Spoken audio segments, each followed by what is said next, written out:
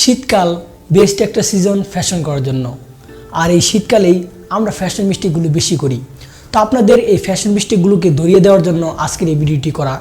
আজকের এই ভিডিওতে আমি আপনাদেরকে 5টি ফ্যাশন মিস্টেকের কথা বলবো, যে ফ্যাশন মিস্টেক আপনারা এই শীতকালে করছেন আর এর ফলে কিন্তু আপনারা আনঅ্যাট্রাকটিভ পার্সন হিসেবে প্রেজেন্ট করছেন সকলের কাছে। তো আপনি যদি চান নিজেকে অ্যাট্রাকটিভ পার্সন হিসেবে প্রেজেন্ট করতে সকলের কাছে, তাহলে আজকের ভিডিওটি ফুল দেখে ট্রাই করবেন। সো অবশ্যই বড় মতো আজকের ভিডিওটি ইনফরমেটিভ অ্যান্ড ইন্টারেস্টিং হবে। So without wasting time, let's start the video.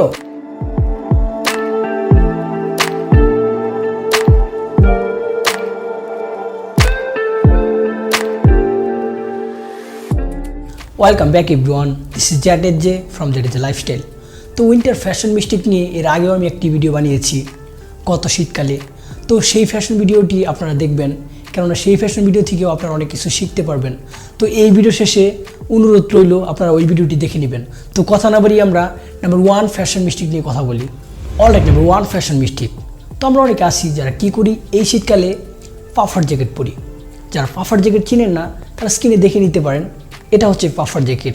তো এই পাফার জ্যাকেট কিন্তু পরা চরম একটি মিস্টেক, কারণ এখন 2021 সাল চলছে, সামনে 2022 সাল আসবে।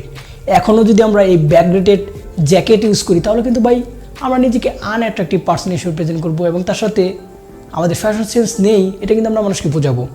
আমি জানি আমার যারা সাবস্ক্রাইবার আছে তারা এরকম মিস্টেক করে না, আর যদি করে থাকেন তাহলে এখনই শুধরে ফেলুন, কারণ এগুলো আমাদেরকে দেখতে বেলুন বেলুন দেখায়। আপনার স্কিনে দেখতে পাচ্ছেন কেমন দেখায়। যারা একটু স্কিনি, রোগা পাতলা, তারা একটু পড়তে পারেন, বাট যাদের স্বাস্থ্য একটু ভালো তারা এসব ভুলেও পড়বেন না। তো আশা করি আমার সাবস্ক্রাইবারটা এটা ভুলেও পড়বে না।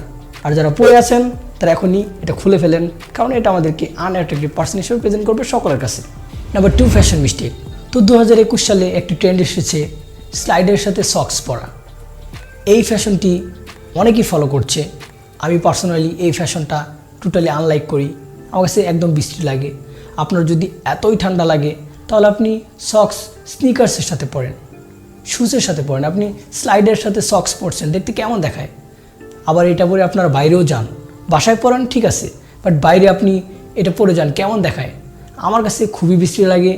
ইভেন আমি অনেকের কাছে জেনেছি তাদের কাছেও এটা অনেক বিশ্রী লাগে। আপনার কাছে যদি পার্সোনালি ভালো লাগে আপনি ট্রাই করতে পারেন, বাট আমি মনে করি যেটা ফলো করা উচিত না। Number 3 fashion mistake. তো আমরা অনেকে আসি যারা শীতকালে ডিস্ট্রয়েড জিন্স পরি। এটা কিন্তু ভাই ভুলেও করা উচিত না। কেন উচিত না সেটা আপনাদেরকে আমি বুঝিয়ে বলছি। তো এখন আমি যে পোশাকটি পরে আছি, এই পোশাকটি এখন আমাকে যতটা ভালো লাগছে, সেম পোশাকে কিন্তু গরমকালে আমাকে ততটা ভালো লাগবে না, কারণ এটা শীতকালের পোশাক, বোঝা যাচ্ছে। ঠিক তেমনই সামার সিজনে যে পোশাকগুলো আছে, আপনি ধরেন হাফ স্লিভ একটি টি শার্ট পরেছেন, পরে আপনি একটি জিন্স পরে সুন্দর ঘুরছেন, আপনাকে দেখতে সেই লাগবে।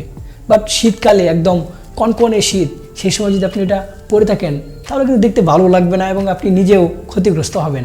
ঠিক তেমনই ডিস্ট্রয়েড জিন্স শীতকালে পরলে খুবই খারাপ দেখায়, এবং তার সাথে আপনার বডির জন্য কিন্তু ক্ষতি, কারণ ওইখান দিয়ে কিন্তু ঠান্ডা ঢুকবে, সিদ্ধ দিয়ে ঠান্ডা ঢুকবে, এর ফলে দেখতে কিন্তু আনঅ্যাট্রাকটিভ লাগবে। আপনি ছোটোখাটো ক্র্যাশ জিন্সগুলো পরতে পারেন, বাট এত বড় বড় সিদ্ধওয়ালা জিন্সগুলো আপনি শীতকালে অ্যাভয়েড করবেন। নাম্বার 4। তো নাম্বার 4 মিস্টেক হচ্ছে আমরা অনেকে আছি যারা কী করি, শীতকালে চিপ ম্যাটেরিয়ালের পোশাক কিনি। এটা কিন্তু ভাই ভুলেও করা উচিত না। শীতকাল বলেন বা অন্য কোনো কাল বলেন, কোনো কালে এটা আমাদের করা উচিত না। কেন ভাই এটা করবেন আপনি? আপনার যদি টাকা পয়সার সমস্যা থাকে তাহলে আপনি একটি পোশাক কিনেন, বাট বেস্ট পোশাক কিনেন। 4-5টি পোশাক কিনছেন, বাট সবগুলোই চিপ ম্যাটেরিয়ালের। এর ফলে আপনি নিজেকে চিপ বলে ইঙ্গিত দিচ্ছেন মানুষকে। আপনি মানুষকে বোঝাচ্ছেন যে আপনি সবসময় চিপ প্রোডাক্ট কিনেন, আপনি সবসময় সস্তা খোঁজেন। এই মিস্টেকগুলো ভাই কখনো করা যাবে না। আমি সবসময় বিশ্বাস করি আমার কাছে পোশাক একটা থাকবে, বেস্ট থাকবে, সেটা ক্লিন থাকবে। আর আপনি অনেকগুলো পোশাক কিনেছেন, সবগুলো সস্তা জায়গা থেকে কিনেছেন, সস্তা কোয়ালিটির। এর ফলে আপনার নিজের পার্সোনালিটিও ডাউন হবে, এবং তার সাথে আপনার মেন্টালিটিও কিন্তু ধীরে ধীরে নিচের দিকে যাবে। তো অবশ্যই আমার সাবস্ক্রাইবার যারা আছে তারা এই মিস্টেকটি ভুলেও করবেন না। নাম্বার 5। তো নাম্বার 5 আমরা কথা বলবো মাঙ্কি ক্যাপ নিয়ে। মাঙ্কি ক্যাপ একসময় আমি প্রচুর পরতাম শীতকালে। শীতকাল আসলেই মা প্রেশার ক্রিয়েট করতো যে মাঙ্কি ক্যাপ পরতে হবে, মাঙ্কি ক্যাপ পরতে হবে। সেই দিনগুলো আর নেই, সেই দিনগুলো এখনও প্রচুর মিস করি।